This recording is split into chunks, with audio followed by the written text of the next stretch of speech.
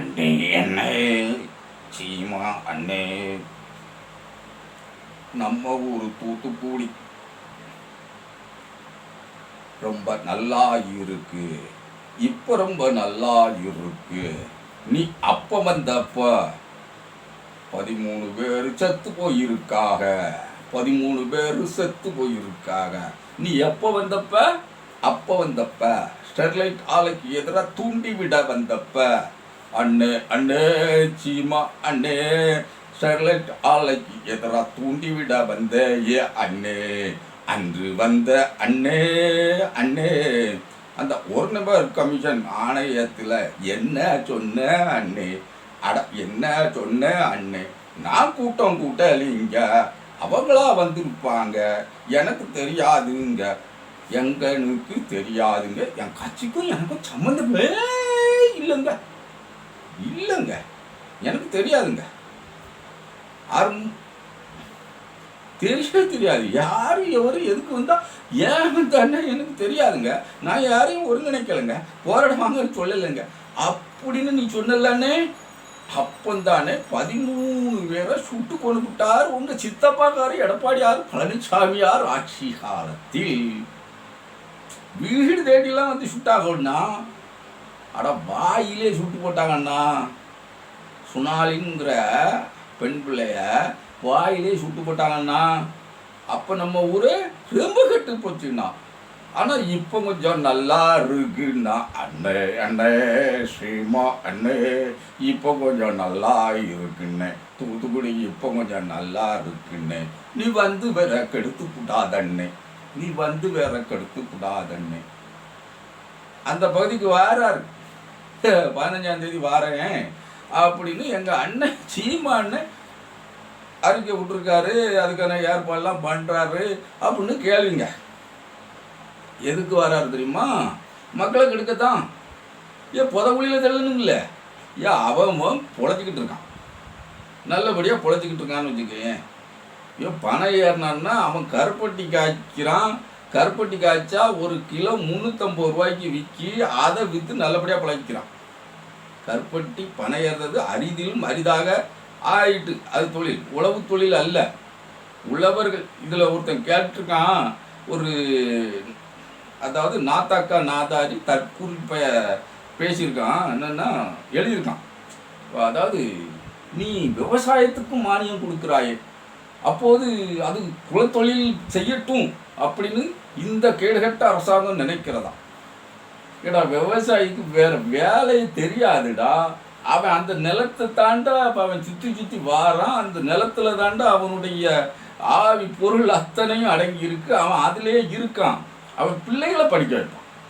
ஆனால் விவசாயி என்று அதில் இருக்கவன் அதிலேயே உழவு செய்து பயிர் செய்து அவன் எத்தனை நஷ்டங்கள் வந்தாலும் அதில் தான் அவன் இருப்பான். அப்போ அவன் பிள்ளைகளை வாழ்வேற்றணும்னா அந்த விவசாயிக்கான இடுபொருளுக்காவது மானியம் கொடுக்கணும். அவன் இழப்புக்கு பயிர் மானியம் கொடுக்கணும், கடன் கொடுக்கணும். இதெல்லாம் அரசாங்கம் ஊக்குவிப்பாக செய்வதற்கு, அவன் வயிறு வளர்ப்பதற்கு அல்ல, அந்த விவசாயி வயிறு வளர்ப்பதற்கு அல்ல. அந்த விவசாயியினுடைய குடும்பத்தில் உள்ள பிள்ளைகள் மேலும் மேலும் படித்து வெளி வேலைகளுக்கு சென்று முன்னேறுவதற்காக. அது கூட தெரியாத தற்கூரி விவசாயிகளுக்கு மானியம் முடிக்க. அப்போ விவசாயிகளை அதில் தள்ளுவதற்கா, குலத்தொழில் தள்ளுவதற்கா? கேடு கட்டுத்தனமாக ஒரு பையன் கேட்டிருக்கான், நாதாரி தற்கூரிப்பை வெறுகுட்டிப்பை. இவங்களை எதுக்கு கண்டமணி பேசணும்னா, இவர்களுக்கு அறிவே கிடையாதுங்க.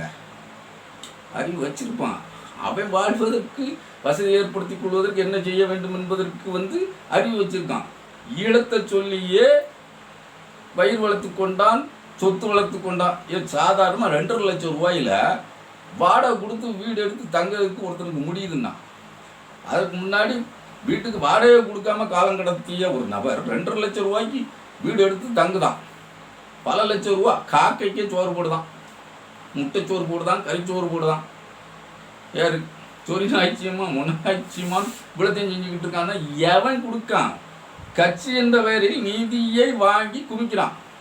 வெளிநாட்டில் இருந்து வர நிதிக்கெல்லாம் ஒரு கணக்கு வழக்கெல்லாம் ஒன்றிய அரசு வைக்கும். ஆனால் இவனுக்கு வைக்காது. ஏன்னா ஒன்றியத்தின் உளவு அமைப்புகளில் இவன் ஒரு உறுப்பினன்.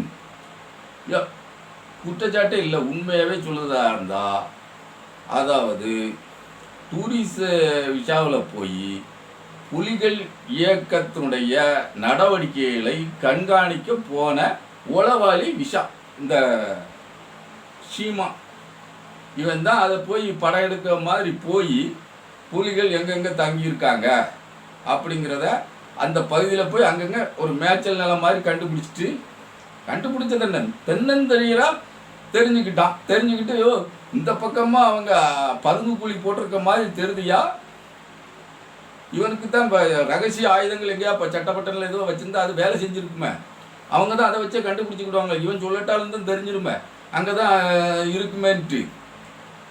அந்த மாதிரியா இவனை ரகசிய உளவாளியாக இந்திய உளவுத்துறை பயன்படுத்தி கொண்டது, இன்றளவும் பயன்படுத்தி கொண்டு இருக்கிறது இந்த சீமானை, இந்த கேடுகட்ட சீமானை. அதாவது திட்டுறதுக்கு மட்டுமே இந்த வீடியோ பயன்படுத்துகிறான் அப்படின்னு நினைக்கிற தம்பிகளுக்கெல்லாம் நான் சொல்லிக்கிறது என்னென்னா, இப்போ பனை ஏற போகிறோம் சீமா எங்கே தூத்துக்குடிக்கு.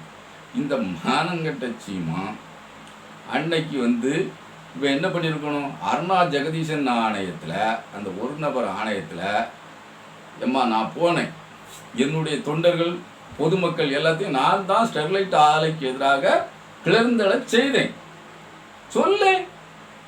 நீ ஒரு 100 பேரை கிளர்ந்தெழ செய்தேன்னா நான் 10,000 பேரை கிளர்ந்தெழ செய்தேன்னு சொல்லேன். அப்படி சொல்லுக்கு கொண்ட தைரியம் இருந்ததா, திராணி இருந்ததா, தெம்பு இருந்ததா, மனசு இருந்ததாடா? முதல்ல கேடுகட்ட பையில மனசு இருந்ததா? இல்லை நம்ம மேலே எதுவும் வழக்கு வந்துடக்கூடாது, இது தேச துரோக வழக்காக மாறிடக்கூடாது. 13 பேரை நம்ம எடப்பாடியார் சித்தப்பா சுட்டே கொண்டுட்டு டிவியில் பார்த்து தான் தெரிந்து கொண்டேன். அதுக்கு முன்னாடி என்கிட்ட தெரியாது. ஒரு ஆட்சி அதிகாரத்தை கையில் வைத்திருப்பவர், அது போலீஸ் துறையை கையில் வைத்திருப்பவர் டிவியை பார்த்து தான் தெரிஞ்சுக்கிட்டாராம். இப்போ உள்ள அரசு எந்திரம் எத்தனை வேகமாக வேலை செய்தாலும் தான் அதை பழி சொல்வதற்குன்னே இருக்கிற இந்த எடப்பாடியார், அவப்பெயரை சுமத்துவதற்குன்னே இருக்க எடப்பாடியார் அந்த டிவியை பார்த்து தான் தெரிஞ்சுக்கிட்டேங்கும்போது ஒருத்தருமே ஒன்றும் சொல்லலை. ஆகா எங்கள் சித்தப்பா ஆட்சி அம்மையார் ஜெயலலிதா ஆட்சியை விட சிறப்பாக இருக்குன்னு சொன்ன மொன்ன நாய் தான் நம்ம சீமா. இந்த சீமா அன்னைக்கு அந்த அருணா ஜெகதீசன் மாண்புமை நீதிபதி மேனாள் நீதிபதி அவர்களுடைய கமிஷனில் சொல்லியிருக்கணும்ல, ஏமா நான் என் கட்சிக்காரங்களை பார்த்து சொல்லத்தாமா செஞ்சேன். ஆமாம், வேனரசு போன்றவர்கள்லாம் இதனால தான் ஜெயிலுக்கே போனாங்க, நான் தாம்மா ஆட்களை திரட்டினேன். அதுபோக எக்ஸ்ட்ரா மக்கள் திரண்டிருப்பாங்க. ஆமாம், ஸ்டெர்லைட் ஆலை ஒரு நச்சு ஆலை, இதனால் எங்களுக்கு சுற்றுப்புற சுகாதார சீர்கேடு ஏற்படுது, மீன் வளம் பாதிக்கப்படுது, அங்கே உள்ள குடி தண்ணீர் அத்தனையும் பாதிக்கப்பட்டுட்டு, இது நானே நேரில் கண்டேன், நானே அறிந்தேன். இதற்கு முன்னாடி வைகோ சிறுவைகுண்டத்தில் இருந்து கோயில்பட்டி வரை நடையா நடந்தார், ஒரு பயம் மதிக்கலை. எல்லா 23 பஞ்சாயத்துகளுக்கும் சுற்றி இருக்க பஞ்சாயத்துகளுக்கு பூரா அந்த பஞ்சாயத்து தலைவர்களுக்கு ஒவ்வொரு வீடு 4 லட்ச ரூபாயில் காரு 4 ஏக்கர் நிலம் அப்படின்னு கொடுத்தாங்க, வெறும் ஸ்டெர்லைட்லேருந்து கொடுத்தாங்க. அதெல்லாம் வாங்கிவிட்டு வைகோக்கு எதிராக கருப்பு கொடி தான் அந்த பஞ்சாயத்து தலைவர்கள் 10 பேரை கூட்டி வச்சுக்கிட்டு காட்டினாங்க. அதையும் மனசில் வாங்கிக்கிட்டு அந்த வைகோ நடையா நடந்தார். அவரால் இந்த மக்களை ஒன்று திரட்ட முடியல. ஆனால் என்னால் என் பேச்சால் இந்த மக்கள்லாம் ஒன்று திரண்டு ஸ்டெர்லைட்டுக்கு ஆலைக்கு எதிராக போராட வந்துட்டாங்க. அவர் அனில் அகர்வால் 1000 கோடி தாரேன், என்னோட வந்துருங்க, அதாவது என்னோட வந்துருங்க இல்லை, 1000 கோடி தாரேன், ஜெயலலிதா அம்மையார்கிட்ட கூட்டணி பேரம் பேசி ஒரு 50 சீட்டு வாங்கி தரேன், நீங்கள் உங்கள் கட்சியை மேலே கொண்டு போயிடலாம், அதுக்கு எல்லா ஏற்பாடும் நான் பண்ணித்தரேன், இல்லைன்னா உங்களை தரையாக தேய்ச்சியே போடுவேன் அப்படின்னு சொன்ன போது கூட, ஒரு விமானத்தில் வச்சு சொன்ன போது கூட அவர் ஏற்றுக்கலை, இடக்கையாலே தட்டி விட்டுட்டாரு, வந்த செல்வத்தை இடக்கையாலே வைகோ தட்டி போட்டுட்டாரு. ஆனால் நான் கொஞ்சம் சுதாரிப்பான ஆள், நீர் தட்டுனா எனக்கு என்ன, நான் விட மாட்டேன். அன்னைக்கு மக்கள் புரிஞ்சுக்கிடாமல் இருந்தாங்க, அதாவது ஸ்டெர்லைட் ஆலையால் இத்தனை நச்சுத்தன்மை ஏற்படும், மீன் வளம் பாதிக்கும், கடல் வளத்தில் பெரிய பாதிப்பு ஏற்படுது, குடிநீர் எல்லாமே பாதிப்பாகுது, நச்சு பரவுவதனால தோல் வியாதிகள் வருது, இதனால் புற்றுநோய் எல்லாம் பாதிப்பு ஏற்படக்கூடிய அளவில் இருக்குது, கண் பார்வை கோளாறுகள் ஏற்படுது அப்படிங்கிறதெல்லாம் மக்கள் உணர்ந்த பின்புதான் அப்போ விவசாயமும் பாதிக்கப்படுது. அப்படின்லாம் மக்கள் உணர்ந்த பின்பு தான் இந்த ஆளுக்கு எதிராக போராடணுங்கிற நினைப்பு மக்கள் மனசில் வந்தது. அன்னைக்கு வைகோ பேசியது, அன்னைக்கு வைகோ எழுச்சி நடைப்பயணம் செய்தது எல்லாம் சரிதான், அவர் இத்தனையும் நம்பி செய்திருக்கிறார் அப்படின்னு மக்கள் தெரிஞ்சுக்கிட்டாங்க. ஆனால் வைகோவுக்கு ஓட்டு போட மாட்டாங்க. ஆனால் நான் ஒரு விதமாக பேசுவேன், அவர் ஒரு விதமாக பேசுவார்.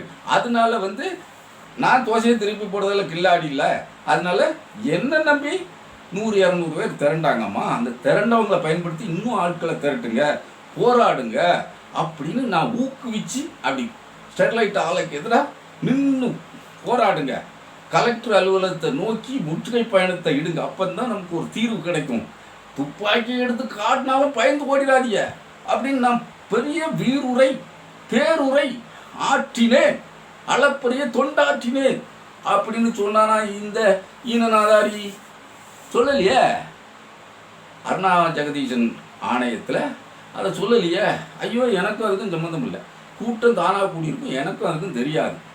நான் போனேன், நான் பொத்தாம்பதோ ஒரு கூட்டத்தை போடுவேன், ஒரு கூட்டத்தை போட்டு பேசுவேன், பேசிட்டு அங்கோடி போய் அவங்க மேனேஜர் யார்கிட்டையாவது ஒரு ஆளை விட்டு, ஐயா எனக்கு வரும்படி நான் வந்தேன் போனேன், அதுக்கு ஏதாவது படி கொடுங்க அப்படின்ட்டு ஆள் விடுவேன்.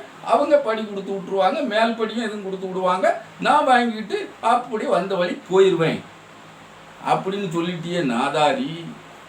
இன்னைக்கு போய் பனையில் கல் இறக்க போகிறேன் அப்படின்னு அங்கே உள்ளவங்களை உசுப்பி விட்டு, அவன் அங்கே பனை ஏறக்கூடிய தொழிலாளர்கள் பனை ஏறி பயணி காய்க்கான். அதில் உனக்கு என்ன வருத்தம் இருக்குது? பயணி காய்ச்சி கருப்பட்டிய நாடு முழுமைக்கும் விற்பனை பண்ணுதான். அதில் உனக்கு என்ன வருத்தம்? கல்லை குடிச்சு நாசமாக போ, ஏன்னு நீ நிற்க? பதநீர் இறக்கி கருப்பட்டி காய்க்கக்கூடிய எந்த ஒரு பனையேறும் தொழிலாளியும் கல் போடுவதே இல்லை, பனையில் கல் போடுவதே இல்லை. அவர்களுக்கு அது தொழிலும் அல்ல, அவர்கள் அதை விரும்புவதும் அல்ல. ஏன்னா கல் ஒரு போதைப் பொருள் அப்படிங்கிறதுல அவங்க உறுதியாக இருக்காங்க. ஆனால் நீ கேடு கெடுக்க, நீ இல்லை இந்த வம்சமே, இந்த பனையர் வம்சம், நம்ம வம்சம் பனையர் வம்சம், இது கேடுகிட்ட வம்சம் அப்படின்னு பேரை நிலைநிறுத்திடணும் அப்படின்னு பேயா அழகிய பேயா. உன் பனையறதுக்கு ட்ரைனிங் எடுக்கியோ 5 அடியோ 2 அங்குலமும் தான் நீ இருக்க. உன் லட்சணம். நானே உன்னை விட வளர்த்தியாக இருக்கேன். ஆமாம், நான் உன் கூட்டத்துக்கு பல தடவை வந்திருக்கேன், நான் உன் கூட நின்று இருக்கேன். அந்த வகையில் பார்க்கும்போது நீ என்னை விட கட்டையாக இருப்ப. ஆனால் நீ இப்போ 93 கிலோவோ 97 கிலோவோ இருக்க அப்படின்னு கேள்வி. நண்பர்கள் சொல்ல தான் கேள்வி. உன் தொண்டர் படையில் ஒருத்தன் தான் சொன்னான் 97 கிலோ அண்ணன் இருக்காருன்ட்டு. இவ்வளோ தண்டி இருக்கிய பனையை வெட்டி போட்டால் கூட ஏற முடியாதடா உன்னால். நான் எனக்கு யாருக்குன்னா ட்ரைனிங் இருக்குது. அடப்பா, இந்த முள்ள மாதிரி தம்பிகளுக்கு முடிச்சிருக்கு தம்பிகளுக்காக ஒரு ரகசியம் சொல்லட்டுமாப்பா. நான் தென்னை மரம், நான் பனை மரமாக இருந்தாலும் எதாக இருந்தாலும் இங்கேதான். நான் ஒரு விவசாயிங்கிறதுனால சொல்லுதேன் பாரு. அதாவது நெஞ்சை வச்சு இப்படி ஆரத்தழுவி ஏறத பழக்கம் என்கிட்ட கிடையாது. கால் மிதியும் கையை இப்படி பிடிச்சும் நெத்தி மிதியாக போகிறான்னு சொல்லுவாங்க. அப்படி தான் போவேன். பனை உச்சி வரனாலும் போய் உள்ளே போய் பிறகு கீழே நின்றுக்கிட்டு அருவாளை வச்சு அந்த கருக்கெல்லாம் ஒவ்வொரு மட்டையிலையாக செதுக்கி அதுக்கப்புறம் ஒவ்வொரு மட்டையாக பிடிச்சி மேலே போய் ஒவ்வொரு மட்டையிலையும் செதுக்கிட்டு அதுக்கு பிறகு தான் நொங்கே வெட்ட ஆரம்பிப்பேன். ஆமாம், இது என்னுடைய பழக்கம். அதுக்காக எப்போதும் பனை ஏறுற ஆள் கிடையாது. எப்போதும் தென்னை மரம் எப்போவாது இருந்தால் இப்படி தான் பழக்கம்னு வச்சுக்கேன். தென்னை மரமும் இந்த இப்படி வயிறு வச்சு நெஞ்சு வச்சு ஏறத வேகத்தை விட அவங்களுக்கு பின்னாடி இப்போ ஒரு 20-30 செகண்டுக்கு பிறகு ஏற ஆரம்பித்தா கூட அதே உயரத்து மரத்தை அவங்களுக்கு முன்னாடியே ஏறிட்டு இறங்கக்கூடிய அளவில் நான் ஒரு பழக்கம், ஒரு தைரியமான ஆளாக இருந்தேன்னு பார்த்துக்கேன். ஆனால் கல்யாணம் ஆயிடுச்சு. என் இணையர் ஒரு 10-15 நாள் கழித்து எனக்கு செவ்வழனி வேணும், ஆமாம் உடம்பு சூடாக இருக்குது, ஒரு செவ்வழனின்னா நைட்டுக்கு வெட்டி வச்சு அது உள்ள வெந்தயத்தை போட்டு காலையில் குடித்தோம்னா உடம்பு குளிர்ச்சி ஆகிடும் அப்படின்னு யாரோ சொன்னாங்கன்ட்டு என் இணையர் கேட்டப்போ, அப்போ செவ்வழனி தானே நம்ம மரத்தில் போய் நம்ம மரம் செவ்வழனி மரம் 10-12 அடி உயரம் தானே இருக்கும், அதில் ஏறி உடனே இறங்கிடப்படாதா அப்படின்ட்டு போனேன். எப்போ காலை வைக்க கால் வலுவுதப்பா, ஏறவே முடியல.